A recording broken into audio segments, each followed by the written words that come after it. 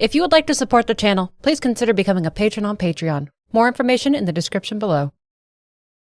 Hello guys, gals, and non-binary pals. Welcome in. We're doing something a little bit different over here. You get some content that the main lore channel is not going to get. So congratulations, Smile. I'm joined today by Viral. Say hi, Viral. Hi, Viral. Hi, Viral. Channel manager, co-owner. And you are here because we're talking about Legacy of Kain. And you did all the footage capture for it. So we are going to talk really open and honestly about our experiences. We had two very different experiences with it. Our experience with the Legacy of Kain series, because on the lore channel, it's not a review channel. We don't really get a lot of opportunities to talk about how we honestly felt with the series, because even if something is bad, I'm generally not going to go into it taking big dunks on it, generally speaking, unless it's like The Evil Within 2. So in this project, you did all of the footage capture because sometimes how it works out is we want to do a series, but there's so many other things going on that I'll need you to like step up and or step in and take like the footage capture aspect of things. So like it's not always going to be me. You generally step in and do a lot of footage capture for like very specific projects. So let's start it at the first Legacy of Kain, which is, it came out in 1997. And looking at the games list for 1997, it was coming out against games like Final Fantasy VII, Castlevania Symphony of the Night, Turok, Mortal Kombat, Yoshi's Story, Bomberman 64. Like it came out during a very hot year in gaming. Oh yeah. And I look at the Legacy of Kain, Blood Omen, the first one, and to me, it looks like a game that came out in 1993. It looks Uh, like it belonged on the Super NES. Go ahead. that's exactly what I was gonna say. Like thinking back to before we started the project, looking back at Blood Omen in my mind, I was like, oh yeah, that definitely came out on the Super NES because of just how it looked at the time. I mean, this is all based. I didn't do any research or anything. I was like, oh yeah, Blood Omen came out definitely on the Super Nintendo. I remember that. Yeah, it's very old. Oh, very violent. Now that we look at it, like it was so violent. There's no way it would have come out on Nintendo. I don't think at the time. I don't think they were pushing out like violent content. It was But pretty rare, yeah. this was a game that not even going into story beats yet. It looked like when it came out, it was already aged. And how did do you remember how the combat felt in that game? Because if you've ever played Morrowind, like there's this thing with Morrowind where like you swing at an enemy, but if you don't have the stats, you just swing and nothing happens. Like you don't actually make contact.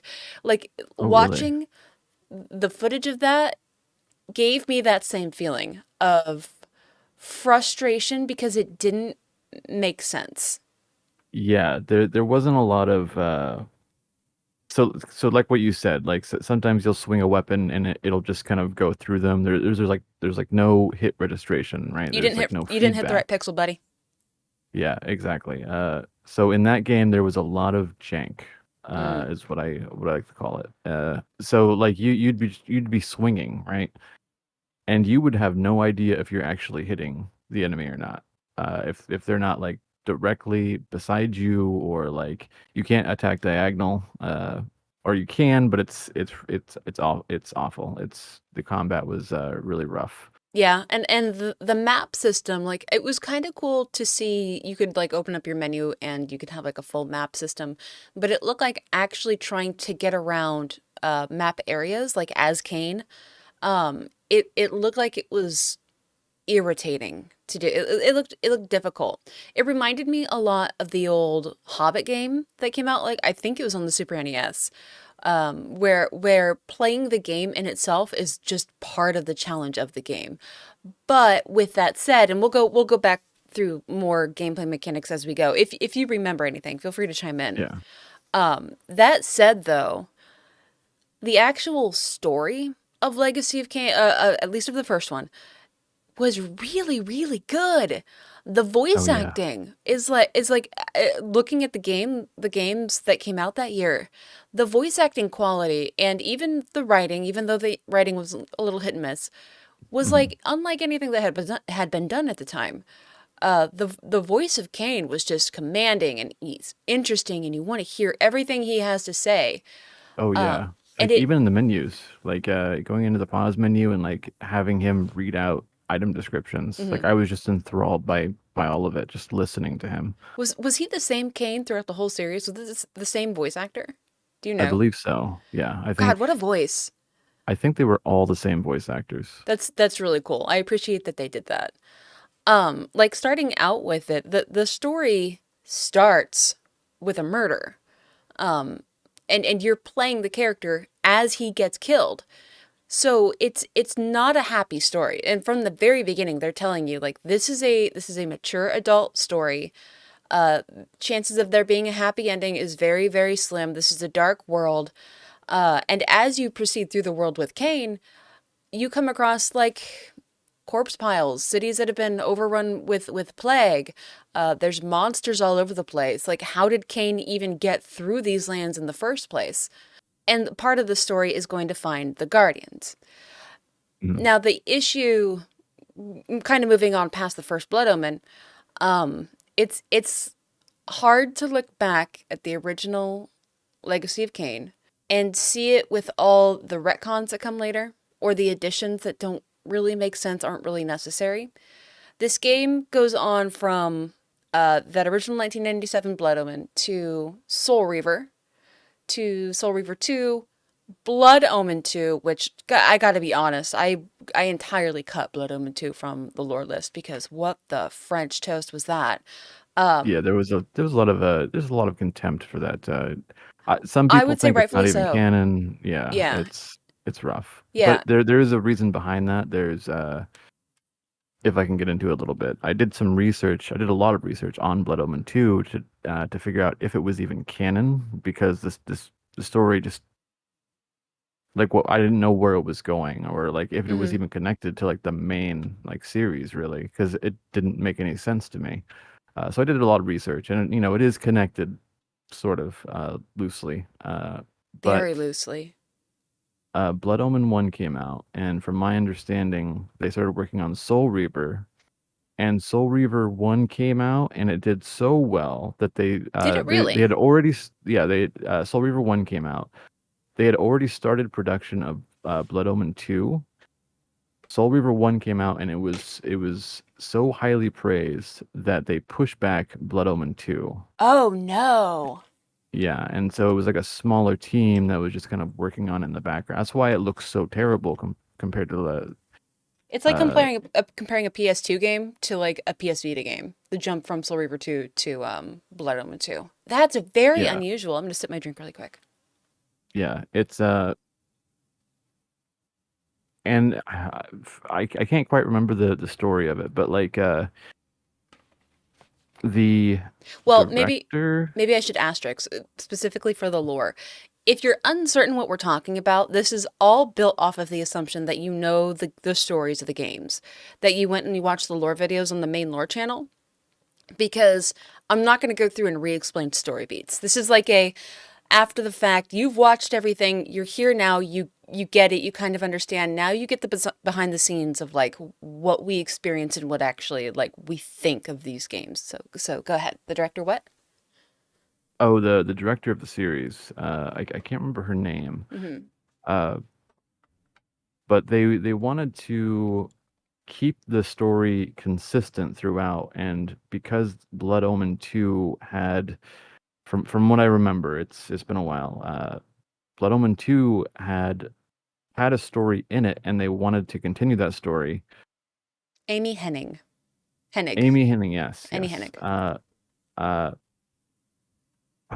I can't remember the details, but Blood Omen 2 was already like almost done and they had to keep the story of Blood Omen 2 in. So Amy had to kind of mm, direct Soul Reaver 1 and Soul Reaver 2 into in a way that kind of connected all the games, uh, Mm, sort of changing the story in a way. That's why like some story beats kind of feel weird or yes. forced.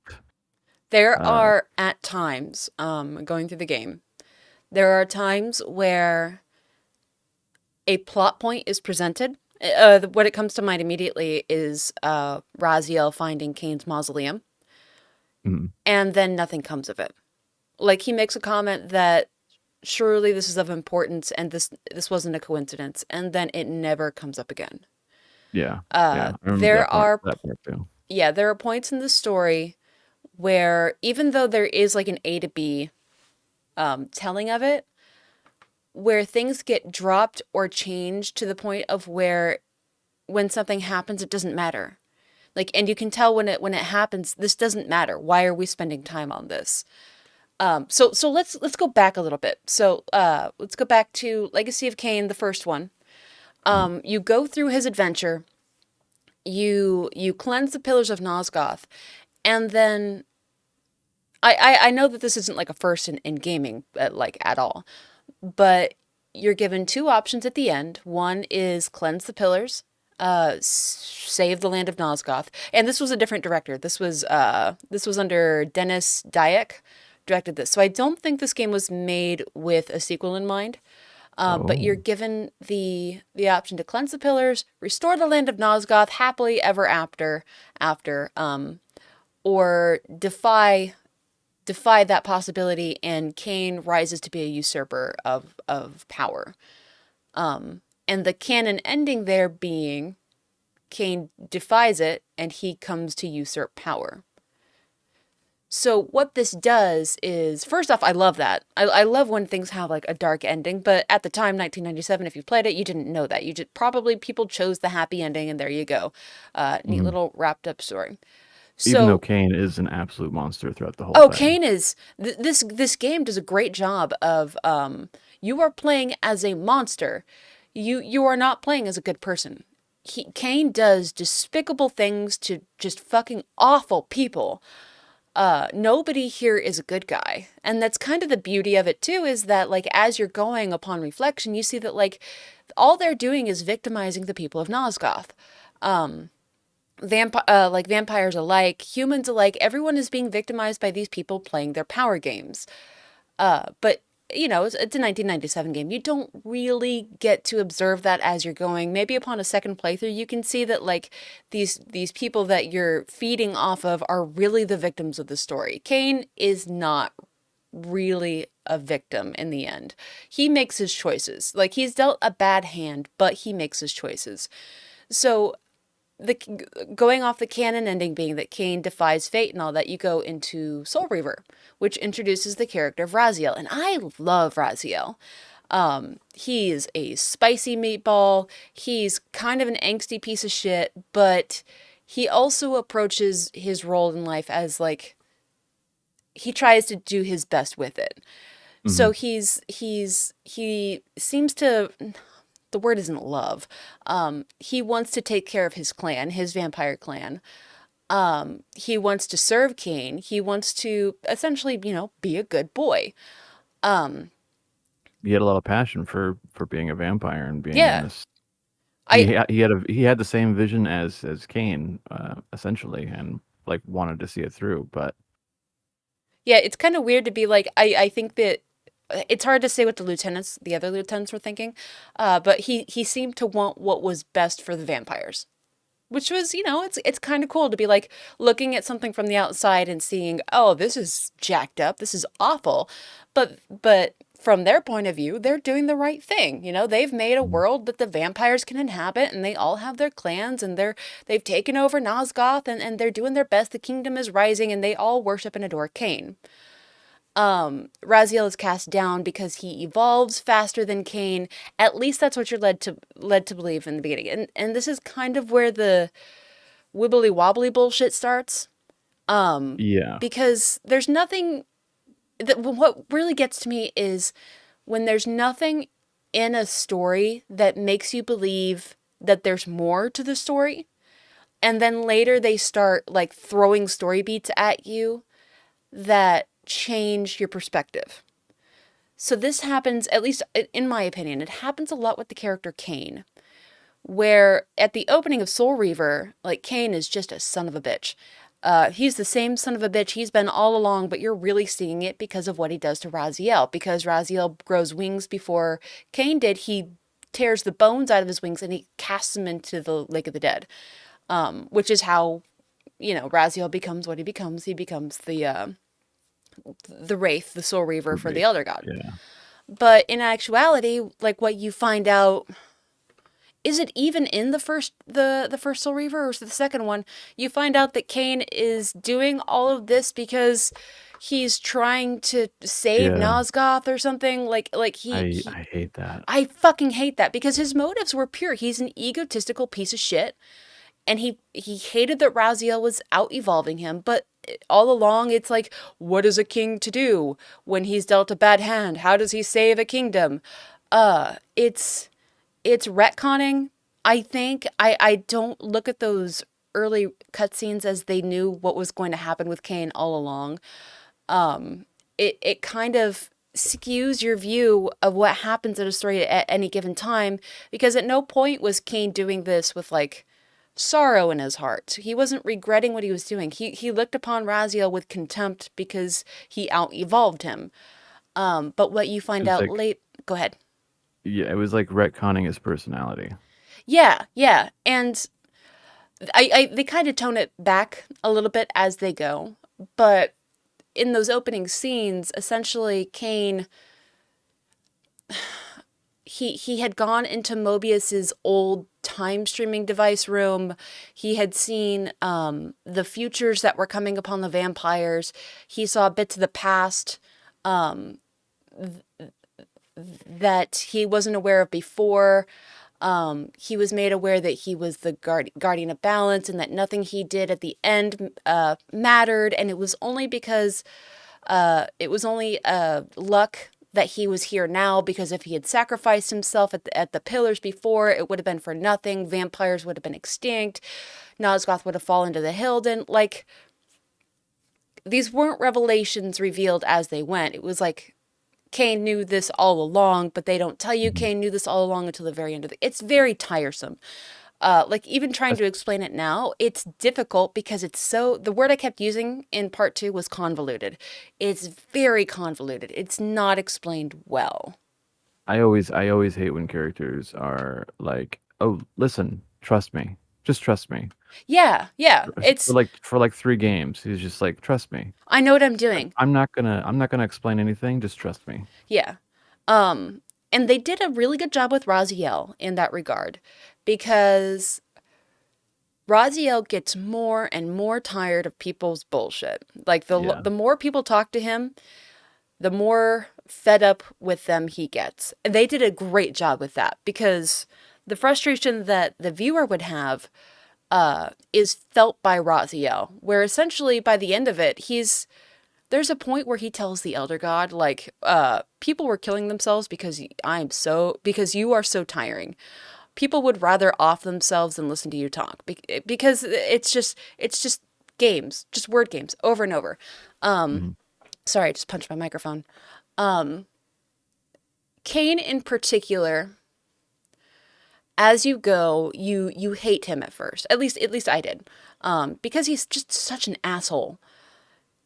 And then he gets retconned to be like the savior of everything in ways that take hours to explain. And then they start in with the wibbly wobbly time-wimey bullshit. Now, what I appreciate about this game is that, or the series, is that they didn't go through and make overlapping realities. They didn't really focus too much on like branching timelines. Oh yeah. Like The there's way, 4 identical timelines going on at the same time, and they're no, bouncing between them all. And I hate multiverse stuff. Like Bayonetta 3, I about lost my mind because I hate alternate dimension, timeline, multiverse stuff. I hate it. It's lazy to me. I I remember that because you were like, "Oh, we should." Like, I really hated the Bayonetta 3 timeline shenanigans, Anyway, I think we should go into the Legacy of Kain series next. And I was like, oh God, Well, no, there's a lot of timey-wimey stuff on that too. but what I appreciate about this one is that when they changed something, they didn't do alternating paths. It's like they Yeah, changed it and that was it. That was the new reality going forward. We're not going to branch off. We're not going to like focus on different timelines and how this affected, different versions of Cain, how this affected different versions of Raziel. Like they didn't do that. It was like they went back in time, changed it, and you had a new path going forward. The issue with that, while I appreciate that they did that, and they just like made the commentary that history abhors a paradox. History does not want to change. History doesn't want you to go back and change it. Like it will shake. The world will shake, and you can tear it apart if you go too deep. They called it a fatal paradox. So I appreciated that they did that, but by the end of it, they did it so many times. They did like what four paradoxes, if that's even the right yeah. word to use. They did like four paradoxes where by the end of it, it it didn't matter who people thought they were, what their intentions were, which was maybe, now that I think about it, maybe it was part of the point, was that prophecies didn't matter. The roles people thought they were supposed to fulfill didn't matter. I now that I think about it, that's actually kind of cool. Like it didn't matter who the champion of what faction was. Like in the end, it was just people going out and being people. The issue with the wibbly wobbly timey bullshit were characters like Mobius, and the Elder God, where they kept presenting Mobius the Time Streamer as this omnipotent figure that saw all the branching timelines and he knew exactly what was going to happen, except he couldn't see Raziel because Raziel had two of the Reavers and he stood outside of predetermined fate, and but yet he still saw what Raziel was doing, but he saw it through the ripples of other characters. And it's like by the end of it they had changed the timeline so severely that it's impossible to believe that Mobius had any idea what he was doing, yet they kept presenting Mobius as this big bad villain that was controlling everything from behind the scenes. It wasn't believable by that point because they kept changing their own plots. They kept changing their own motivations. And so by the end of it, you have the Elder God, which you can't take the Elder God serious, because he's just some big squid thing. And Mobius, where Yeah. it's hard to believe that Mobius is anything but a fucking liar, because how could any of this have possibly been foreseen? How is it that they went through all these time changes and Mobius wasn't, his brain wasn't scrambled by the end of it? It makes it hard to believe those characters because they change it so much. And people's motivations change so much throughout the series that it's hard to keep track of what they were doing. Like there were times writing the script where I really just sat there and stared at my screen trying to figure out how A connected to B connected to F off in the distance, because the timelines kept changing things. Like and if you want to jump in, sorry, I go on about this Oh bullshit no, for this is hours. yeah, yeah. Um I did have a quick question though. yeah. Talking about all this. What was the end goal for the Elder God and Mobius? Like, what did Oh, they like what did they going want from the through? beginning? Yeah, like why did they go Well, through four different timelines to try? Well, Like, what did they? that's the thing is like how none of them could foresee the paradox because that fractured history. So I think they just didn't do a good job of portraying it. But Mobius was just trying to salvage the pieces. With Mobius specifically, he and Mortanius, I don't, people were giving me shit about how I said Mortanius' name. I don't give a Morty. Yeah. Morty. I don't give a fuck how you want me to say his name. I'm going to say it how I want to say his name. Mortanius and Mobius were both the oldest of the Guardians that still lived after Vorador slaughtered the Guardians. For whatever reason, they hated vampires. Maybe it was just a power play kind of a thing. They hated vampires and they wanted to see them completely wiped off the map. They wanted a Nosgoth free of the vampires. But maybe Mobius had to have known it. Mortanius eventually pieced it together that vampires had to exist for the pillars to exist because they were meant to be guarded by vampires. They were not meant to be guarded by humans. That's why they kept turning humans into vampires.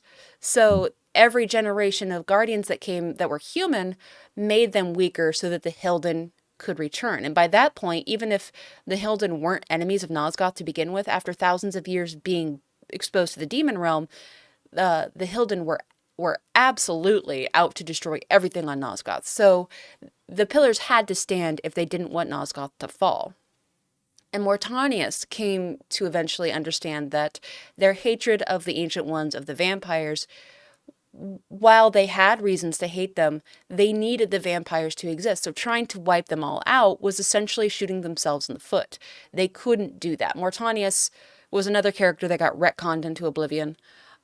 He came to realize that Mobius, for whatever reason, refused to acknowledge it. Was still hell-bent on wiping out the vampires. And I think maybe Mobius allied himself with the Elder God, believing that not only would the Elder God restore him to life if he died, the Elder God would keep the Hilden from coming back. Maybe. I don't know. That's never explicitly said because Mobius's motivations are unknowable, really. There's a part of me that wonders if when the Guardians were originally corrupted, if Mobius wasn't so fractured and corrupted at that point that nothing he did made sense from then on.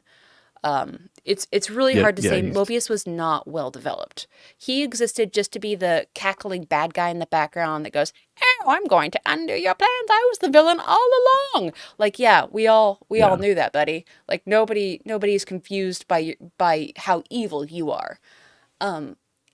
But I do appreciate with Mobius's character that the man never broke character. He really never broke character. He played the doddering old fool like a charm.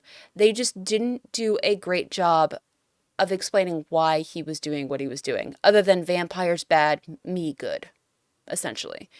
I don't know if that answered your question, but Mobius's motivations didn't make any sense. At least Mortanius kind of made sense in the end, sort Yeah. of. But that was a part of the problem with the series the longer it went on was people stopped making sense after a while. More Cain, convoluted it got, yeah. yeah, Cain, I kind of appreciated his story arc. I didn't like that they kind of made it seem like he knew what was going to happen all along and he was just trying to do to Raziel what needed to be done. Because, I can appreciate when somebody is just a son of a bitch because they're a son of a bitch. They didn't need to take that route with Cain, but in the end, I really like Cain as a character. He's Yeah. complicated. He has very self-serving motivations, yet at the end he kind of realizes that he can't be that person if he wants to succeed. I really like the character of Raziel because Raziel puts to words a lot of the frustration that we as viewers might feel. It's everything else kind of muddies it up, and that's without going into Blood Omen 2, that other game that we were talking about. Blood Omen 2, never heard of it. From what I understand of Blood Omen 2, and correct me if I'm wrong, at one point, they only do it once in the entire series, where they have their paradox, and it changes the timeline. I forget where exactly it happened. Oh, sorry, I was checking on The Zilly. She's stomping her feet at me. I don't know if you guys can hear that. They change the timeline, and then Cain has new memories. It only happens once, for whatever reason. And the from end of what Soul River 2, right? Yeah. is it the end of Soul Reaver 2? It could be. It's such a long series. And at yeah, it is. You're right. It's before Defiance.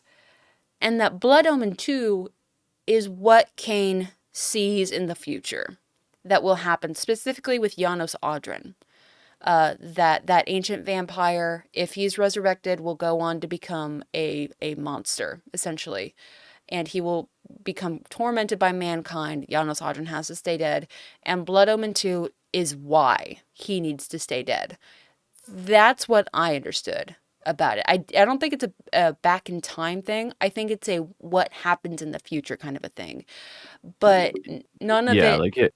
Go his ahead. memories, yeah, his memories essentially, from what I understand, his memories essentially get replaced with this new timeline. So I mean, Elder Cain is what they call him, like the old Cain.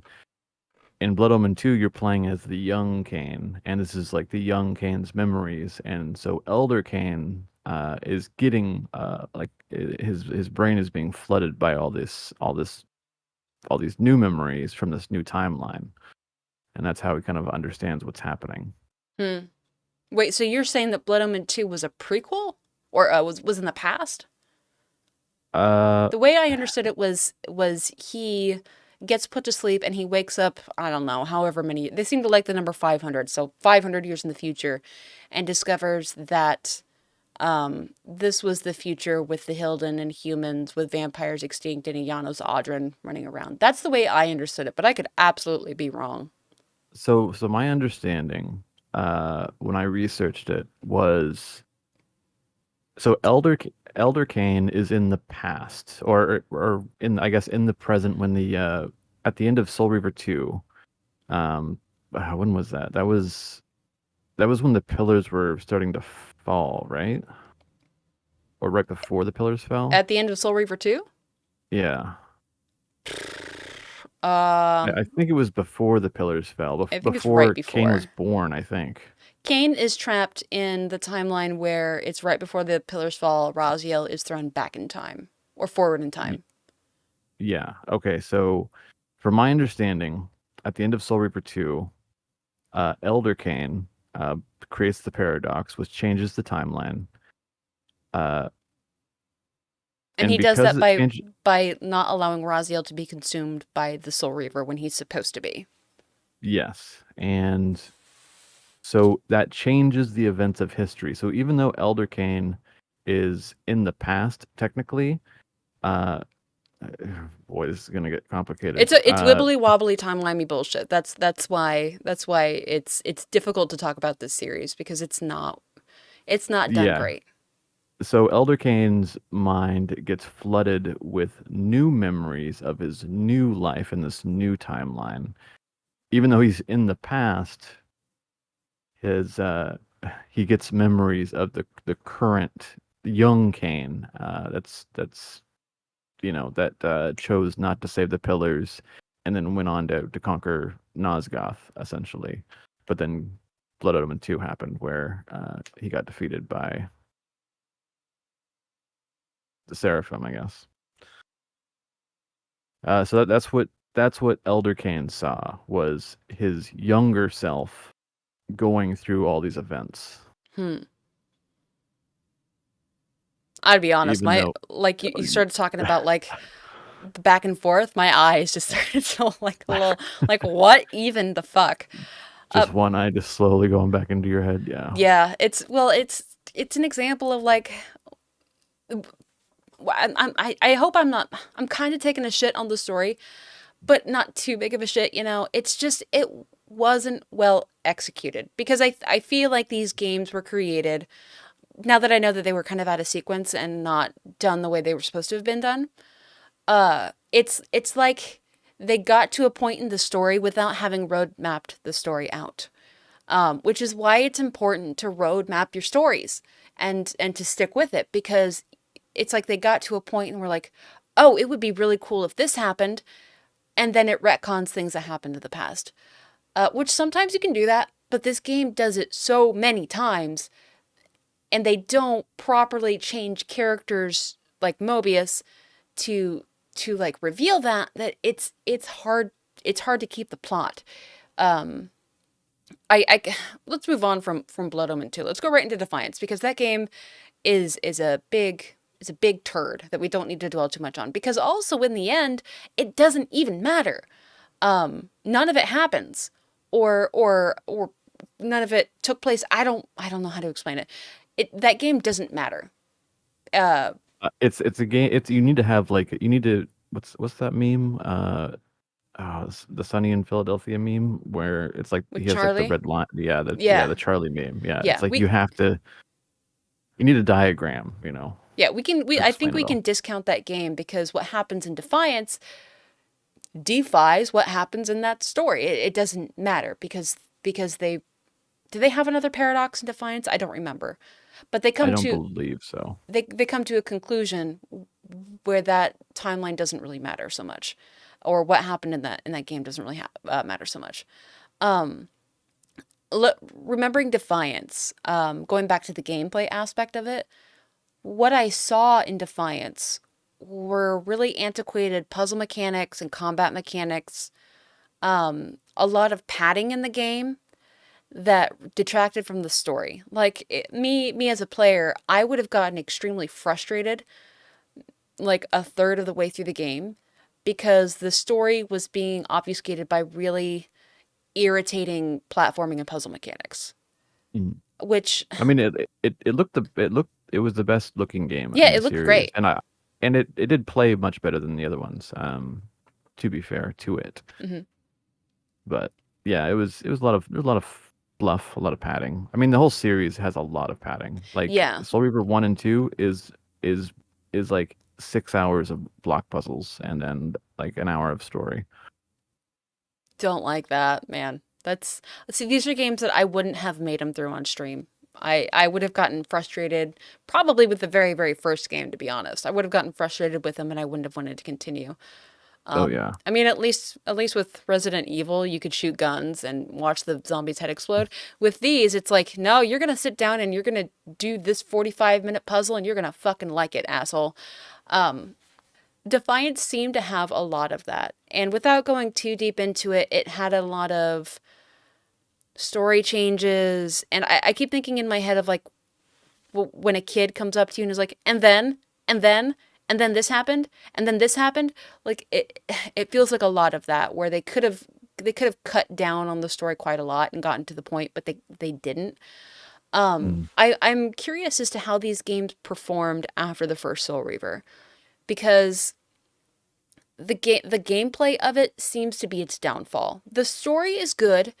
If they ever did a remake, I would be really really interested in seeing what they do. If they approach it Oh with, yeah. 2023 eyes and they can go and clean it up and they have the full big picture, I would love to see a remake or in addition to the storyline.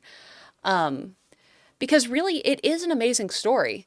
And it's there's a lot of great character development with Cain and Raziel, but it needs to be cleaned up. Yeah, And and it also they use the same like in Soul Reaver 2 they use the elements, like the Soul Reaver elements, right? Yeah. And they basically just reuse it, like all those puzzle temples in Defiance where it's like, Hmm. oh, now you got to get all the elements again. Now you got to get this And empowerment so you can unlock this door so that you can move forward, which is going to require. How about two elements? And oh, they're right here in this graveyard. Perfect, easy peasy. Go get those two elements. See you in 6 hours. yeah, I hate it that was too stuff. similar to too similar to Soul Reaver 2. Yeah, it's like they had a great story and then they realized they had to make a game with that story, which Yeah. I would be willing to bet that the sales on the later games especially weren't great. Because it's its own biggest enemy in that regard. But kind of wrapping it up, we've been going for a while. This isn't meant to be like a huge big series. At the end of Defiance, you're not left with a cliffhanger. They wrap up that story really nice and neat, where Raziel is gone. He's in the blade, as he was meant to do. The elder god is not dead. It's a god, but it's trapped. And Cain is left to kind of stand on the ruins of a kingdom, but he has Raziel with him in the blade. The Hilden are still a threat because Janos Audron is on the loose with a Hilden lord inside of him. But the pillars are still standing? Question mark at the end of Defiance, I believe.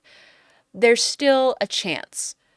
All the wibbly wobbly time wimey bullshit, all the changes that they made led Cain specifically to this point of where he can move forward, bring about the return of the vampires. Humanity can still live. The pillars are still there. There's a chance, and it kind of ends Yeah. with that, which I think is a beautiful place to end it. You don't have to over explain it. But that being said, if they ever did return to this series, I would love for them to continue that story, with Cain and Raziel in the Blade. I don't know if Raziel would ever speak, probably not. Um, but Cain moving forward to rebuild this world. Without his lieutenants, without other vampires, Vorador is dead. Janos Audron is can maybe come back at some point. Raziel is gone. He doesn't have his lieutenants. What is Cain going to do with everything that he knows now, with the character development that he's had, with the fate of Nosgoth on the line, essentially? Like, what does an egomaniac like him do? Does he humble himself and try to make the world better? Does he fall back into old ways and try to usurp the land in favor of vampires? Because that didn't play out so great for him. And then there's still the threat of the Elder God. Is the Elder God going to one day come back, uh, and seek out Cain's stagnant soul? Question mark. I Yeah, feel like there's potential.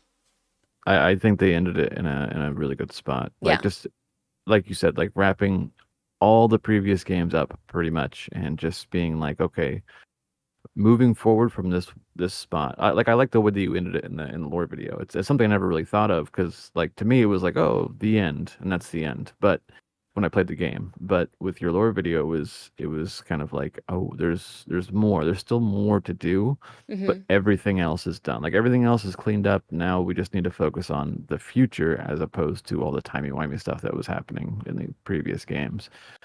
So Yeah. it's just like Janos, Hilden, and potentially Elder God in the future, and like how are we gonna like continue this story? Like I think there's a lot of potential for another game if they ever jump back into it, which I hope they do. I love the story and the voice Mm. acting. They would have to get different voice actors, I think, though. I think some of them are no longer around. Oh. Well, these are older games. Yeah.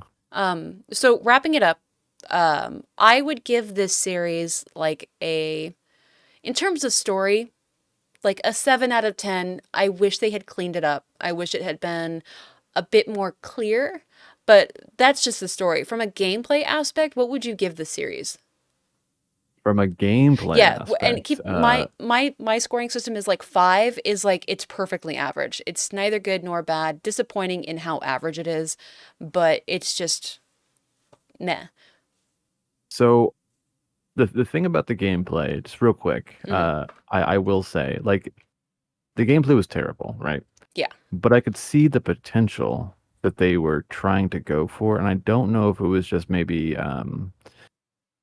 inexperience, because it was some of their first games, like bigger games, or if it was a hardware limitation at the time, because it was on like pretty early hardware, and they were trying to create these like shifting between like one world to another Hmm. in real time. That was probably very difficult to do on that hardware. So, but anyway, I can see it. I could see the potential that the gameplay had, but I feel like it was very limited. That being said, I would say You don't have to the be nice to it. worst. It's okay.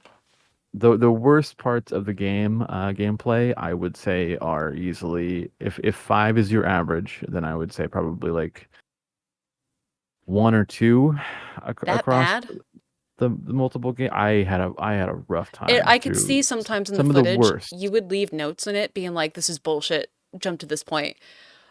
Because it just got so frustrating. Like I could believe that Yeah, that it's just yeah. bottom of the barrel, bad gameplay, bad level design. Bad puzzles, just Yeah. boring, just a lot of fluff. I mean, but in terms of like the best gameplay, I would say it's just like a 5. It's Mm. 5 or a 6. So like a 7 out of Like 10 when story held back by a 3 out of 10 gameplay. Yeah, I Okay. yeah. So I would say like on average a 5. I'd say it's solid. I did play with mods, by the way. There's lots Yeah. of community mods out there, and that improved the gameplay and mechanics drastically. Like for Blood Omen 1, uh, believe it or not, Blood Omen 1 originally ran about half speed, Oh like my the walking God. speed and the Really? combat. Yeah. So the community mod that I downloaded improved the speed dramatically. Oh my goodness, I didn't Otherwise, know it would have that. taken like half as or twice as long to get through. Wow. God bless the community. Yeah. Okay, so wrapping it up, we're going to leave it with this. Would you rather see a remake of the series, or would you rather see them continue it on? Or both.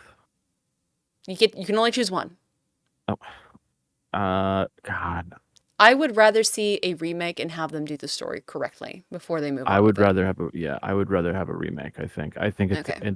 it's like out of all the games, I think the Legacy of Kain series deserves a remake, but with just Hmm. how great the story and the setting is and the characters.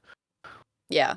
I know that I'm kind of tough on stories because I mean that's kind of what I do for a living is I do storytelling. So And I'm you going to analyze be stories quite a bit, yeah. I'm going to be tough on it. And this one in particular, I'm going to be tough on it because there was so much great potential and they kind of squandered it. With like lack of road mapping and just I don't want to say lazy writing. It wasn't lazy. Some of the lines in there just fucking slap hard. Mhm. Just they need to plan it out better. Yeah. I would love to see a remake. I mean, that being said, we don't know the details of like Yeah, development or if there was like any sort of if they had internal writer problems, yeah, struggles or yeah, yeah. yeah. It's hard to say what was going on behind the scenes, but I'd give it a As an 7 end out of product 10 though. for what's that? I said as an end product though, I mean it Mm, definitely could have used some work. yes, yeah. It stinks to see a series end so strong, but the journey to get there was like riding a bicycle with a bent wheel. Yeah. Definitely. All right, so we're gonna wrap it up there. Thank you all so much for joining. Viral, thank you for joining. Thanks for having me. If you guys like these, then after each series is completed, myself and Viral, or myself and whoever was involved, if in that series, if there is somebody else, we'll sit down and we'll do one of these and we'll have like a real open, honest conversation about the process in the game and all that good stuff. So that's us done for today. You guys take care and we'll see you later. Bye, guys. Bye. Bye.